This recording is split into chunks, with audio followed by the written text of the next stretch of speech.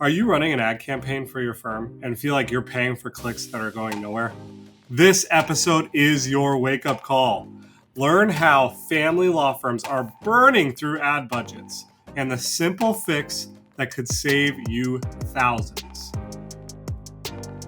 I am Tyler Dolph, CEO of Rocket Clicks, a full-service digital marketing firm that focuses exclusively with family law firms and helping them grow their firms, attract more clients, and convert more leads. Joining me today is Anthony Carls and James Patterson. Anthony is our president here at Rocket Clicks and also the co-founder of our law firm, Sterling Lawyers, which now has 32 attorneys and over 25 offices across Wisconsin and Illinois. He brings a wealth of leadership experience, and we're very happy to have him. And along with Anthony, we have James Patterson.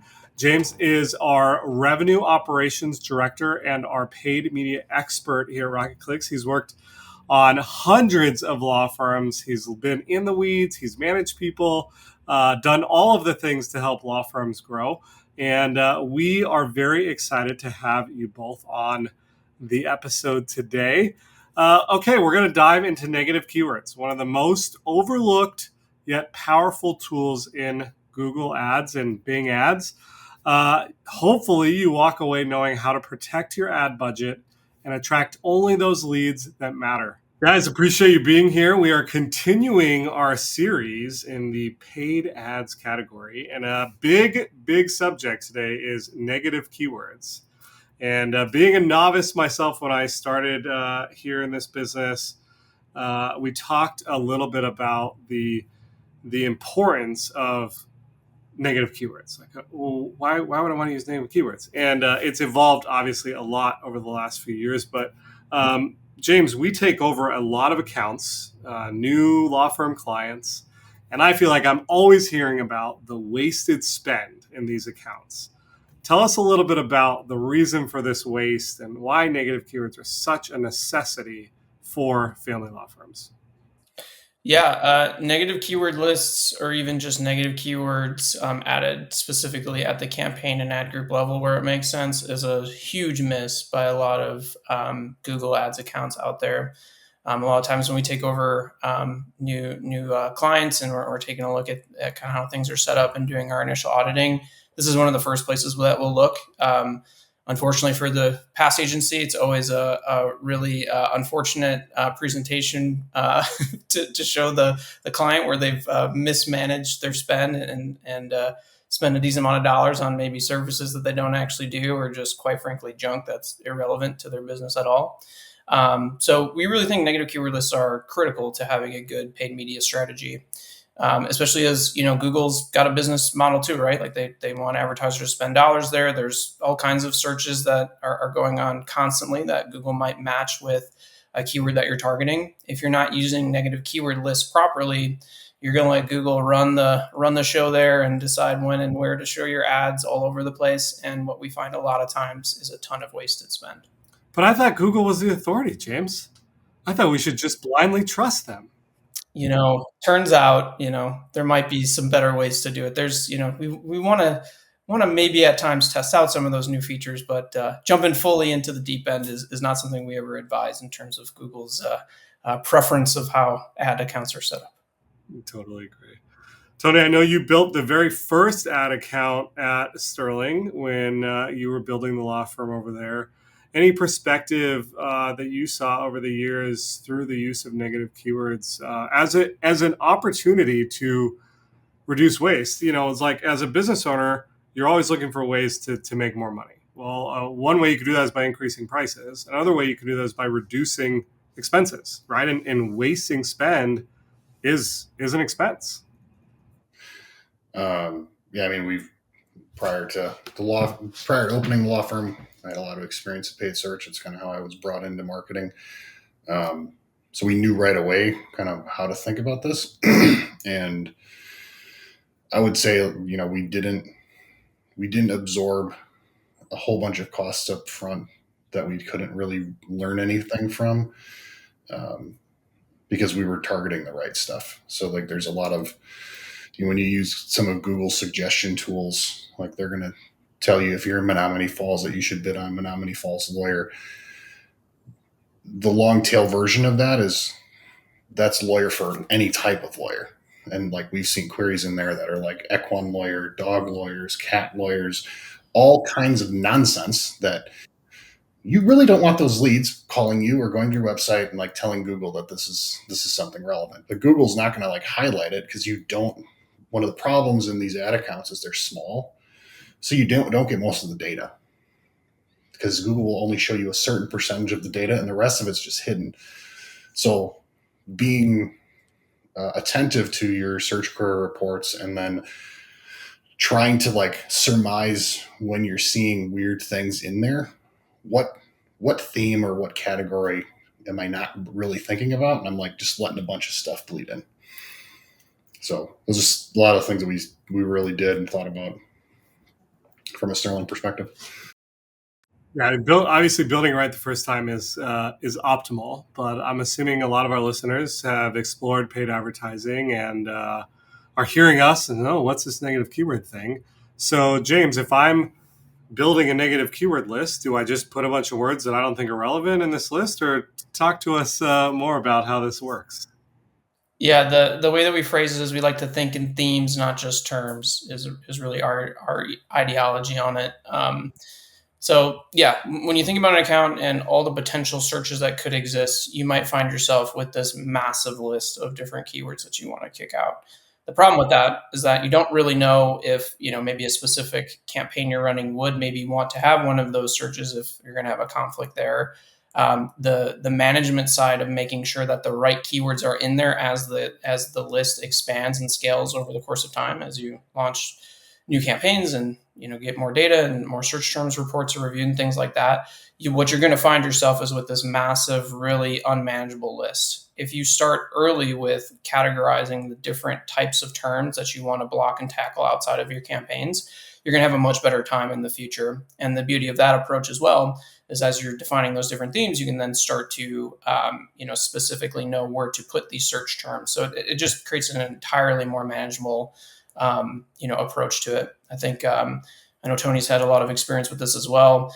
One of the things we do like to block out are common names. And one of the funny things that we'll see sometimes is if we're bidding on brand terms and we do want to target like a specific attorney's name, we might be blocking, the name James Johnson or something, right? And then lo and behold, we hire a guy named James Johnson, right?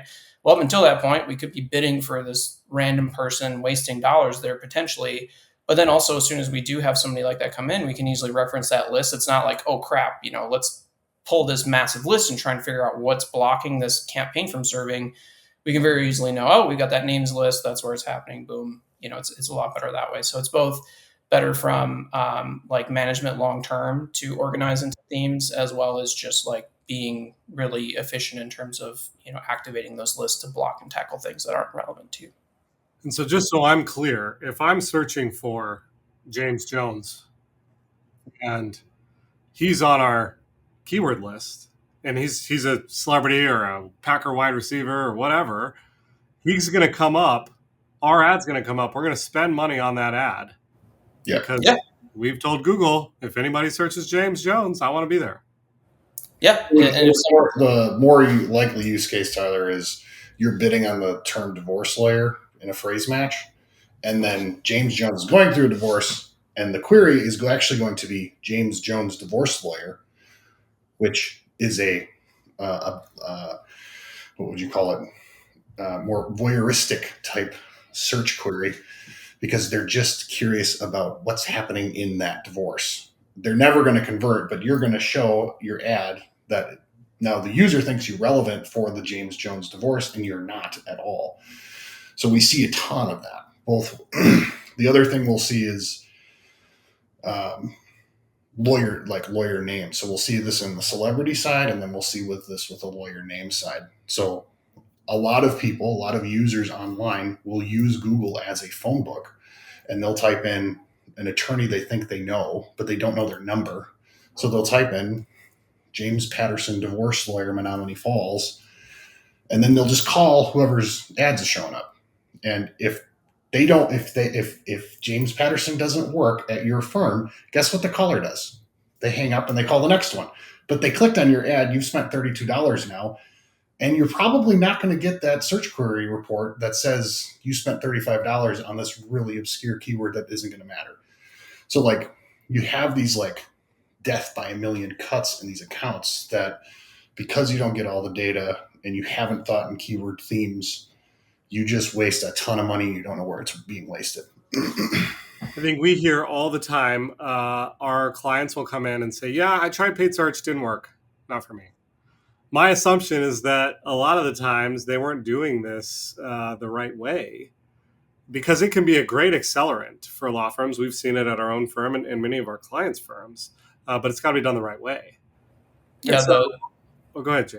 Yeah, I was going to say that the other thing to just put out there for law firm owners that have had bad experiences with these types of things, Google is increasingly expanding its matched availability of search terms. So like even 2-3 years ago, if you were targeting an exact keyword, you for the most part 98% of the time are only going to serve ads exactly for that keyword you're targeting, exactly how it's typed.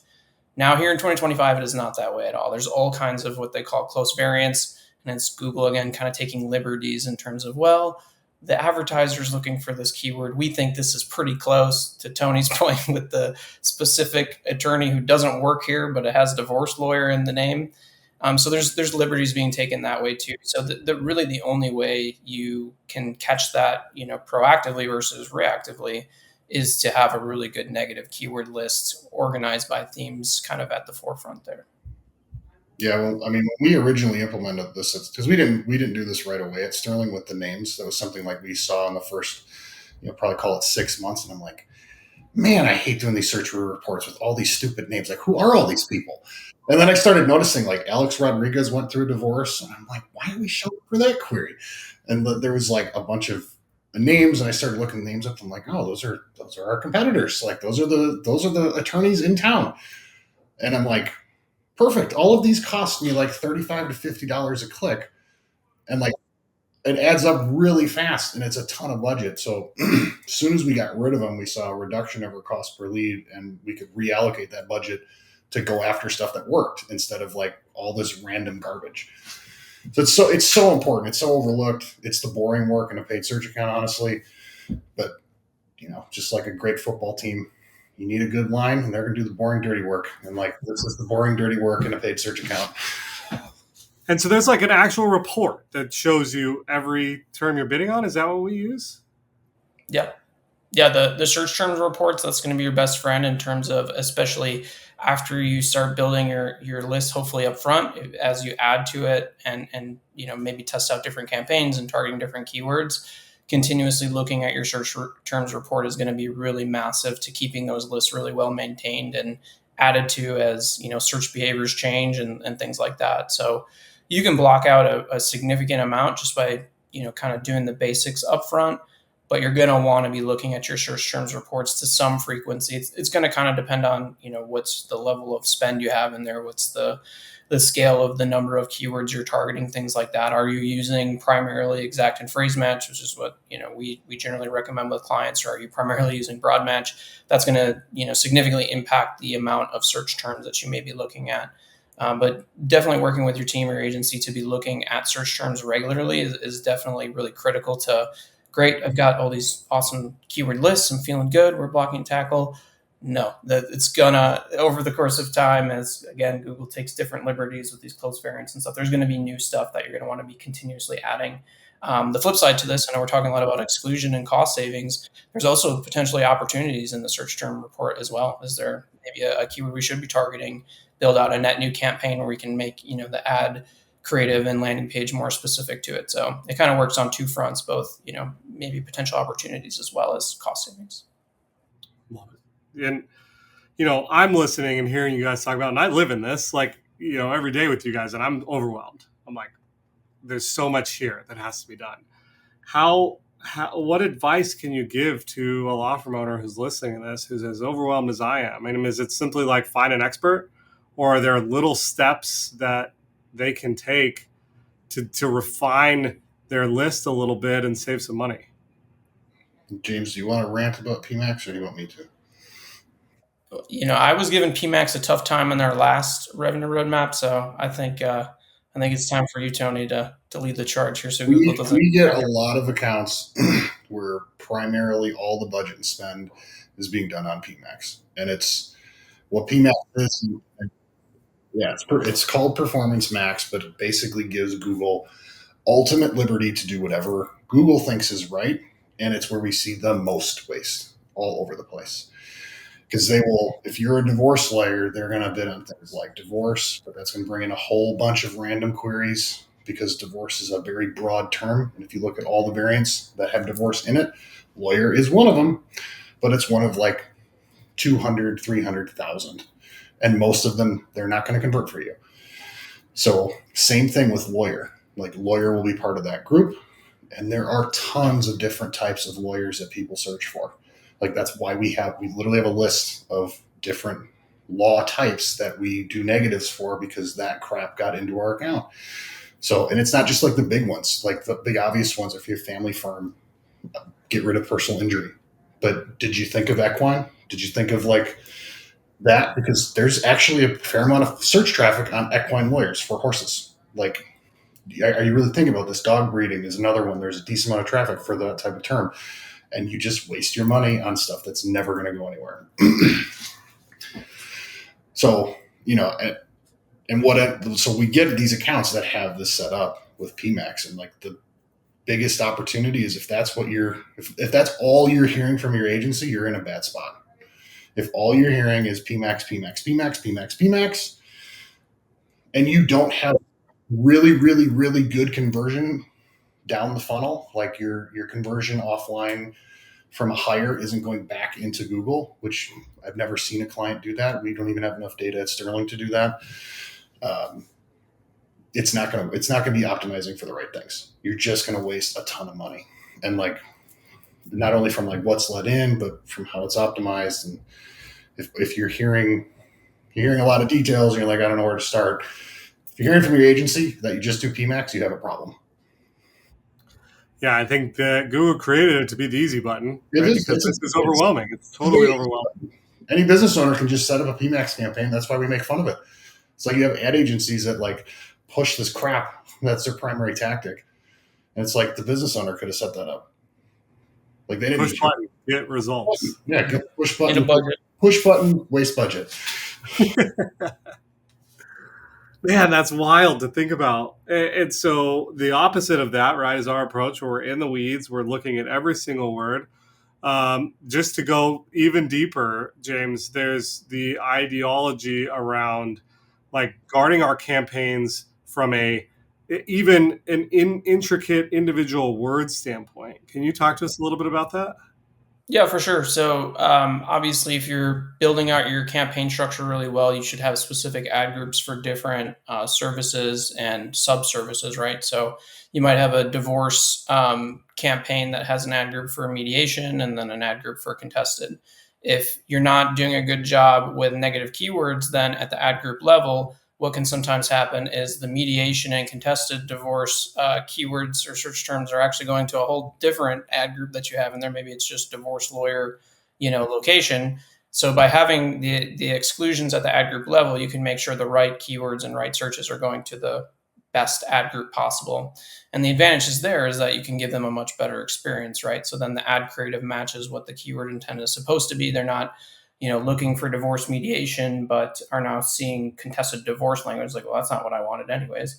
You can really kind of, take that stuff into account to make sure that you're controlling the experience all the way through. If you're not being careful there, again, I'm sorry to keep, talking crap about Google here, but Google will take liberties and kind of decide where to potentially show your ads based off of the keywords you're targeting. And sometimes even though you're targeting that keyword in a separate ad group, it still might show it to the wrong one. So it's kind of our approach is we would rather be really tight in terms of our exclusions and negative keyword strategy.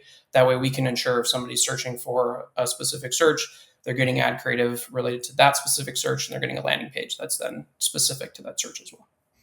Yeah, a good way to like think about kind of what we just talked about and then the first conversation that we had about themes is like your themes are essentially like if your paid search account is a castle, The themes are the moat around it. Like, I don't want any of that crap coming in at all.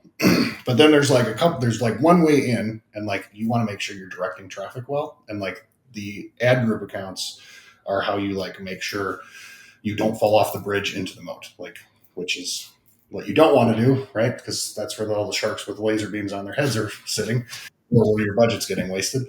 Um, so that's a good way to think about it. Like, you need both. You need the moat around yourself, and then you need kind of the precision within the account, so you get the places to, or you get the traffic to the right places, so you match creative and message.